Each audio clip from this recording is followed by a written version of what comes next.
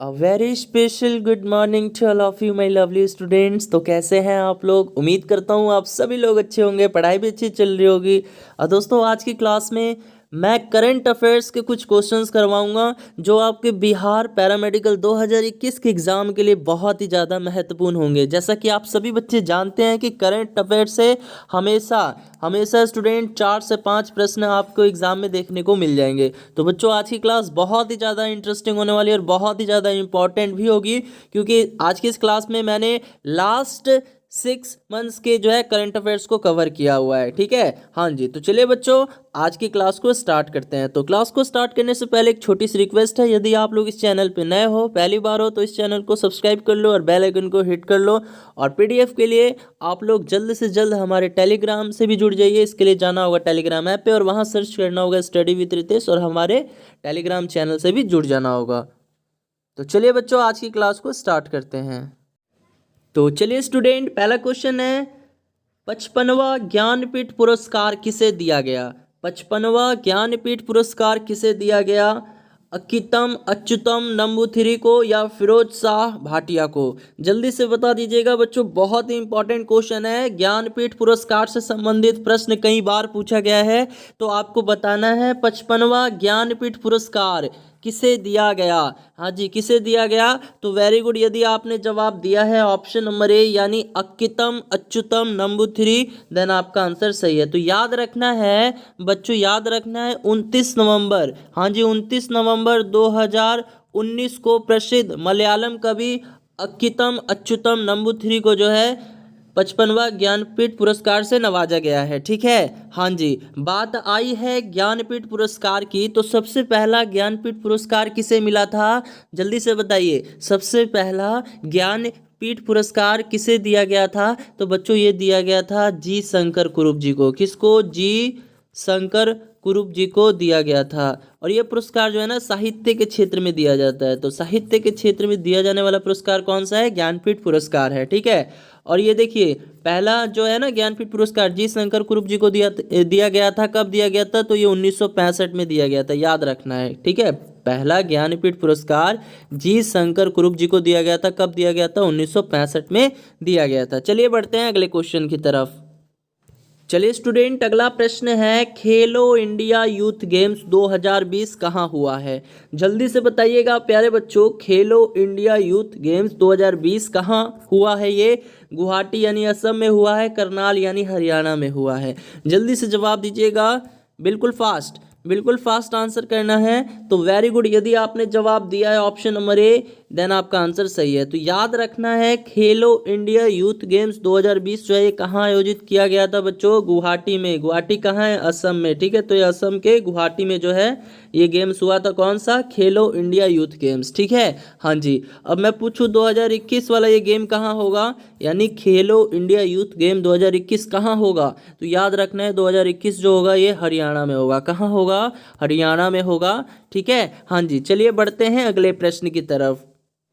चलिए स्टूडेंट, अगला प्रश्न है टोक्यो ओलंपिक 2020 में भारतीय शटलर पीवी सिंधु ने कौन सा पदक जीता है? यानी पीवी सिंधु जी के द्वारा जो है जो टोक्यो ओलंपिक 2020 हुआ था उसमें कौन सा पदक इन्होंने जीता था? स्वर्ण पदक या कांस्य पदक? जल्दी से बताइएगा, बिल्कुल फास्ट। टोक्यो ओलंपिक 2020 में भारतीय शटलर पीवी सिंधु जी के द्वारा कौन सा पदक जीता गया था बच्चों? वेरी गुड, कौन सा?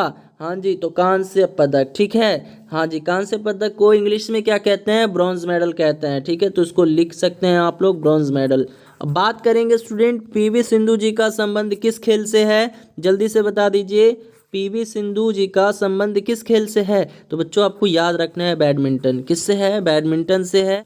अब स्टूडेंट यदि बात करेंगे स्वर्ण पदक के बारे में, तो बताइए तो टोक्यो ओलंपिक 2020 में किस भारतीय को स्वर्ण पदक से नवाजा गया? किस भारतीय को गोल्ड मेडल मिला बच्चों? बिल्कुल फास्ट, बिल्कुल फास्ट बताना है। टोक्यो ओलंपिक 2020 में स्वर्ण पदक कौन भारतीय जीता था? वेरी गुड, कौन जीते थे? तो नीरज चोपड़ा, है ना, नीरज चोपड़ा जी जो है जीते थे स्वर्ण पदक। और इनका संबंध किस खेल से है बच्चों? भाला फेंक यानी जेवेलिन थ्रो, है ना, ये भी याद रखना है, पूछा जा सकता है। इनका संबंध किस खेल से है? भाला फेंक से है। इंग्लिश में क्या कहते हैं? Javelin throw.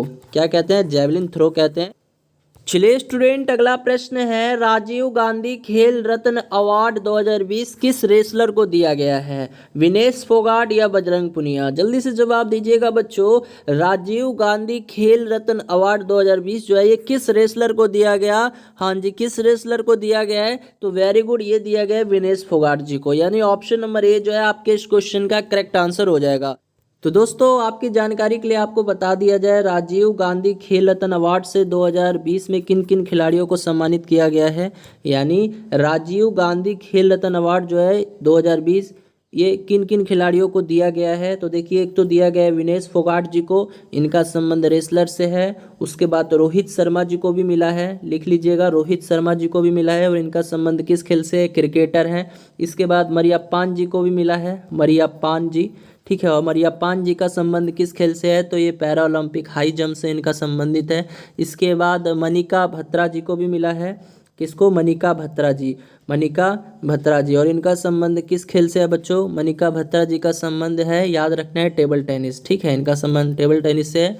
और इसके बाद रानी रामपाल जी को भी मिला है, रानी रामपाल, ठीक है, रानी रामपाल जी को भी मिला है और इनका संबंध किससे है? हॉकी से है, वीमेन हॉकी, ठीक है। तो आपको याद रखना है। तो 5 लोगों को मिला है, विनेश फोगाट, रोहित शर्मा, मरियप्पान जी और मनिका भट्ट और रानी रामपाल, ठीक है। हाँ जी, चलिए बढ़ते हैं अगले क्वेश्चन की तरफ। हाँ देखिए, एक क्वेश्चन और इम्पोर्टेंट हो जाता है यहाँ पे।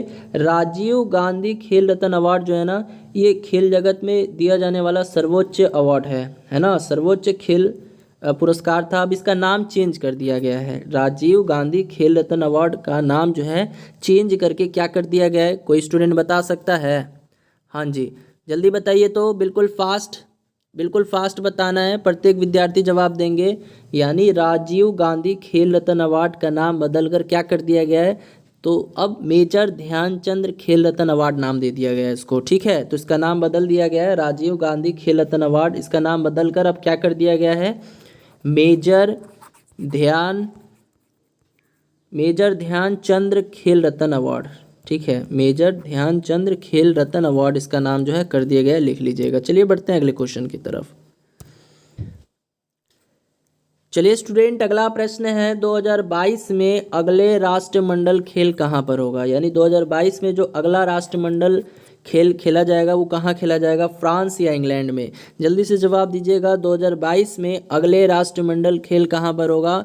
तो वेरी गुड, कहाँ पर होगा स्टूडेंट? तो ये इंग्लैंड में होगा। और इंग्लैंड में कहाँ? तो इंग्लैंड के बर्मिंघम में। कहाँ होगा? इंग्लैंड के बर्मिंघम, ठीक है, इंग्लैंड के बर्मिंघम में होगा, आपको याद रखना है, ठीक है। हाँ जी, तो 2022 में अगला राष्ट्रमंडल खेल जो होगा वो इंग्लैंड के बर्मिंघम में होगा। चलिए बढ़ते हैं अगले क्वेश्चन की तरफ। अच्छा, 2018 कहाँ हुआ था?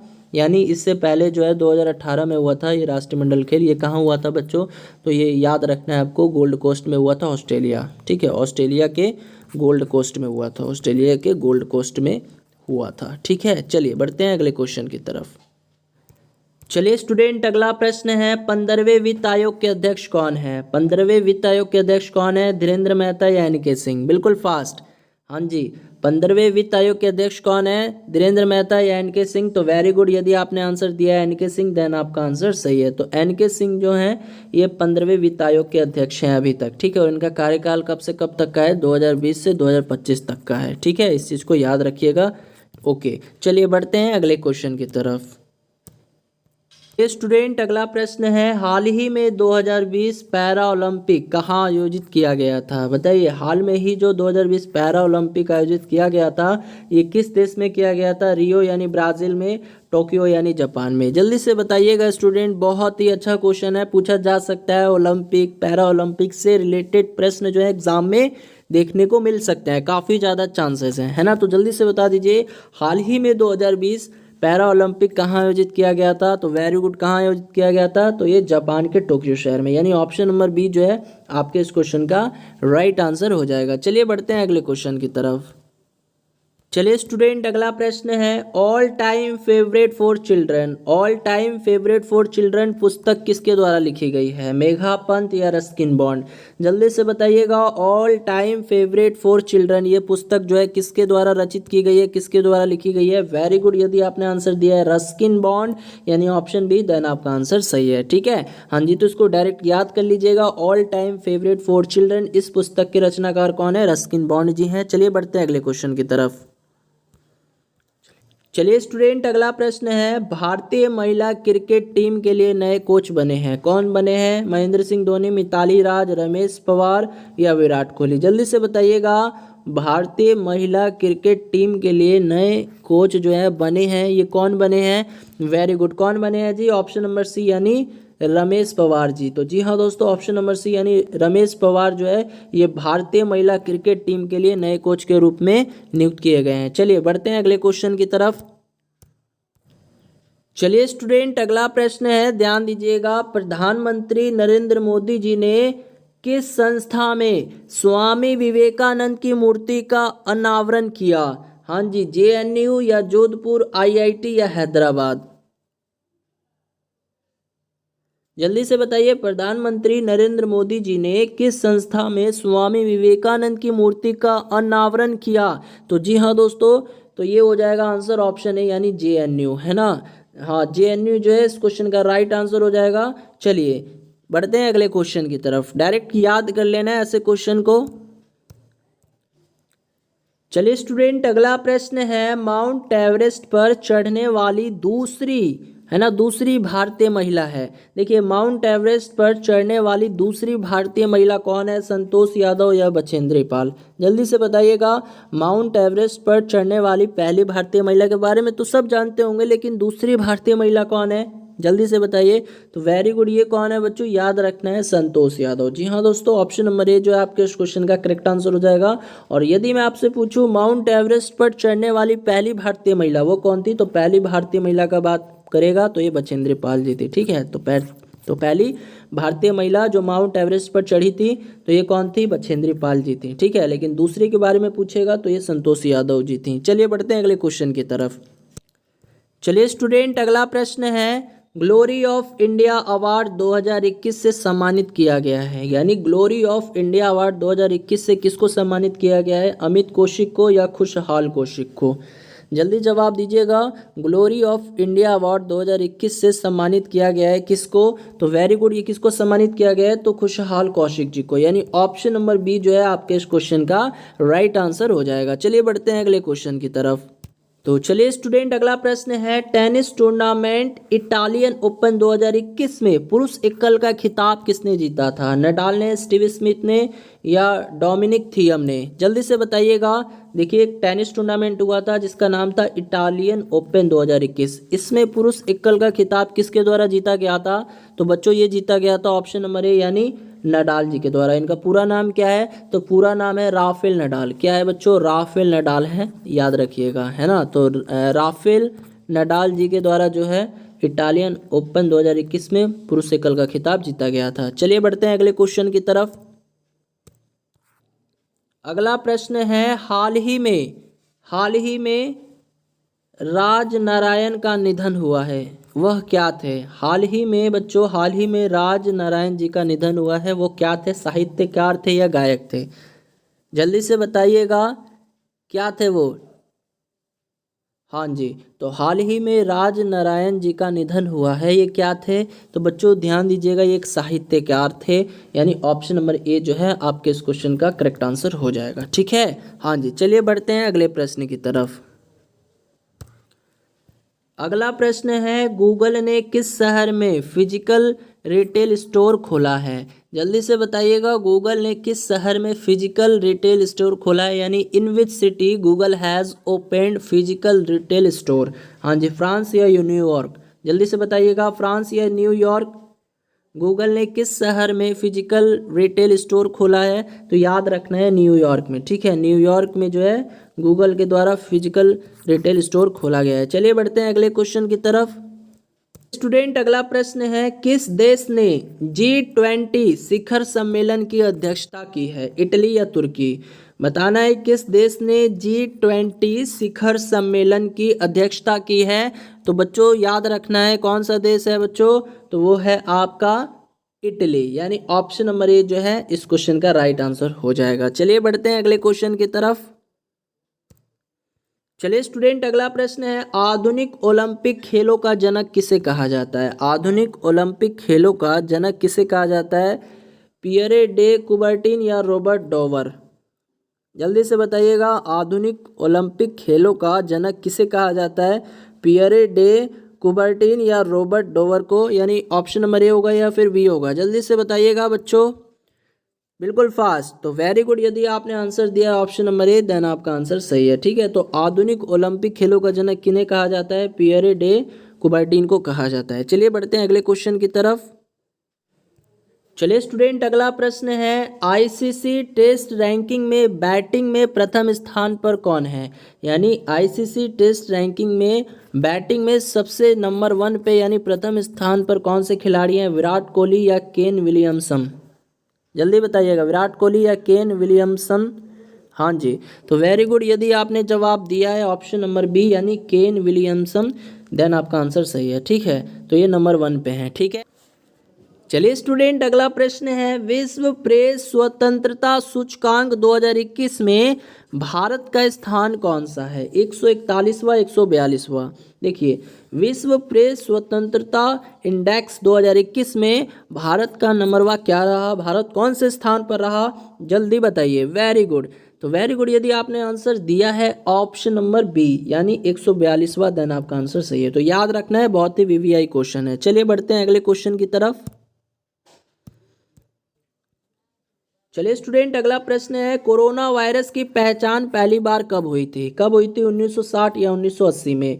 बताइएगा, कोरोना वायरस की पहचान पहली बार कब हुई थी। तो वेरी गुड स्टूडेंट, पहली बार कब हुई थी, तो ये हुई थी 1960 में, है ना, 1960 ईस्वी में हुई थी पहली बार, है ना। देखिए, कोरोना वायरस की पहचान पहली बार जो है 1960 में ही हो गई थी। ठीक है, अब देखिए प्रश्न बन सकता है, देखिए पिछले बार आपके एग्जाम में पूछा था कि पहला कोरोना मरीज भारत के किस राज्य में पाया गया था। बताइए जल्दी से, भारत के किस राज्य में पहला कोरोना मरीज पाया गया था। बताइए, भारत के किस राज्य में, भारत के किस राज्य में पहला कोरोना मरीज पाया गया था। तो ये केरल में पाया गया था, आप सभी बच्चे जानते होंगे, है ना। चलिए स्टूडेंट, एक दो क्वेश्चन मैं आप लोगों से और पूछना चाहता हूँ कोरोना वायरस से रिलेटेड। बताइएगा, नोवेल कोरोना वायरस के कारण लॉकडाउन करने वाला पहला राज्य कौन सा था। यानी सबसे पहले लॉकडाउन किस राज्य में लगा था, कोई बता सकता है स्टूडेंट। नोवेल कोरोना वायरस के कारण, है ना, कोरोना वायरस के कारण लॉकडाउन करने वाला पहला राज्य कौन सा था बच्चों। तो ये था राजस्थान। ठीक है, याद रखना है, राजस्थान था। ठीक है, हाँ जी। चलिए बढ़ते हैं अगले प्रश्न की तरफ। अच्छा, एक चीज़ और बता दीजिए कि ये जो कोरोना वायरस है जिसको कोविड-19 नाम दिया गया है ना, कोविड-19, तो ये मानव शरीर के किस अंग को इफेक्ट करता है। बताइए, फेफड़ा या यकृत। जल्दी से बताइए, फेफड़ा या यकृत, यानी लंग्स या फिर लीवर। जल्दी से बताइए, कोविड-19 ये मानव शरीर के किस अंग को प्रभावित करता है। वेरी गुड, किसको प्रभावित करता है, तो ये फेफड़ा को प्रभावित करता है, यानी लंग्स को। ठीक है, हाँ जी। चलिए बढ़ते हैं अगले क्वेश्चन की तरफ। चलिए स्टूडेंट अगला प्रश्न है, टोक्यो ओलंपिक 2021 में भारत का कौन सा स्थान रहा है। बच्चों, जो अभी ओलंपिक हुआ था टोक्यो ओलंपिक जापान में, है ना, उसमें भारत कौन से स्थान पर रहा, 48वें या 50वें। बिल्कुल फास्ट जवाब दीजिएगा, टोक्यो ओलंपिक 2021 में भारत का रैंक क्या रहा। तो वेरी गुड, क्या रहा बच्चों, तो भारत 48वें नंबर पर रहा, यानी ऑप्शन नंबर ए जो है आपके इस क्वेश्चन का करेक्ट आंसर हो जाएगा।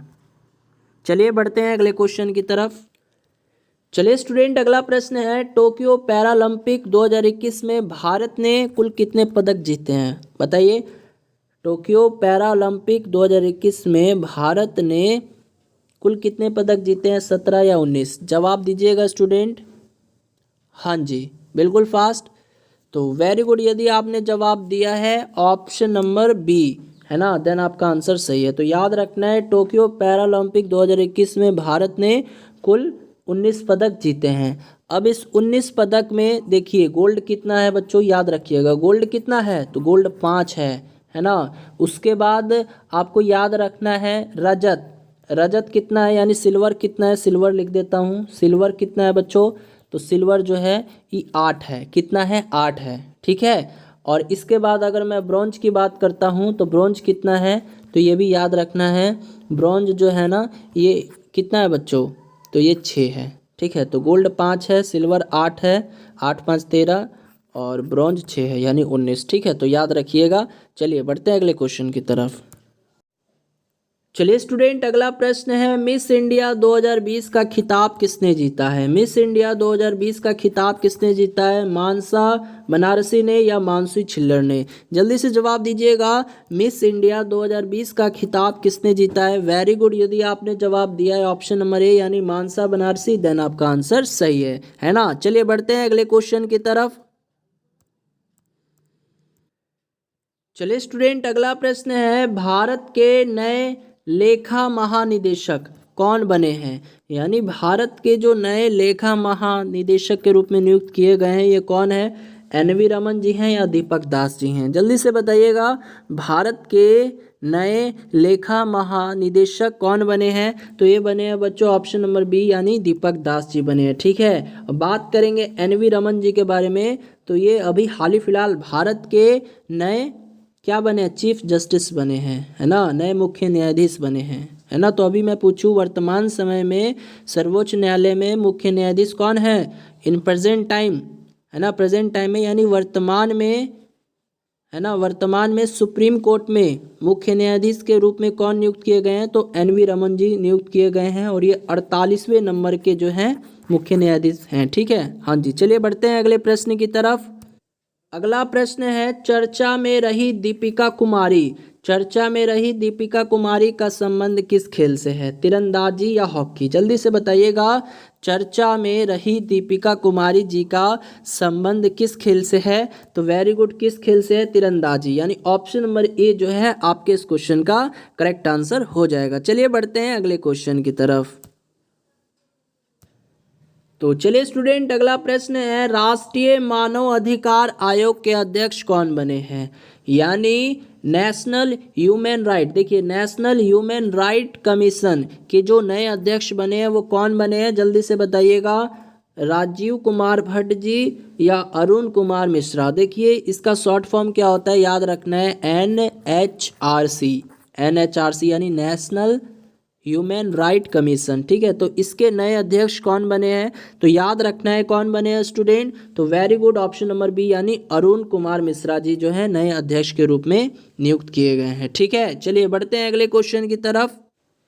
चलिए स्टूडेंट अगला प्रश्न है, आईसीसी के नए अध्यक्ष कौन नियुक्त हुए हैं। आईसीसी के नए अध्यक्ष के रूप में किनको नियुक्त किया गया है, जॉन्स विलेम को या ग्रेग बार्कले को। देखिए पहला ऑप्शन ये है, दूसरा ऑप्शन है ग्रेग बार्कले। जल्दी से जवाब दीजिएगा बच्चों, बिल्कुल फास्ट। आईसीसी के नए अध्यक्ष के रूप में किनको नियुक्त किया गया है, वेरी गुड, किनको, तो ग्रेग बार्कले जी को नियुक्त किया गया है। बात आई है स्टूडेंट आईसीसी की बात आई है, तो इसका फुल फॉर्म क्या होता है, इंटरनेशनल क्रिकेट काउंसिल। स्थापना कब हुई, तो स्थापना मैं आप लोग को बता चुका हूँ कब हुआ था, ये 1909 ईस्वी में हुआ था। हेड क्वार्टर कहाँ है आईसीसी का, मुख्यालय कहाँ है, बताइए कहाँ है, तो आप लोग को मालूम होगा, दुबई यानी संयुक्त अरब अमीरात, है ना, दुबई में है, जिसको UAE भी कहा जाता है ना। ओके, हाँ जी। तो चलिए दोस्तों आज की इस वीडियो में इतना ही। यदि वीडियो अच्छी लगी हो तो इस वीडियो को लाइक कर देना और चैनल पर नए हो तो इस चैनल को भी ज़रूर से सब्सक्राइब कर लेना।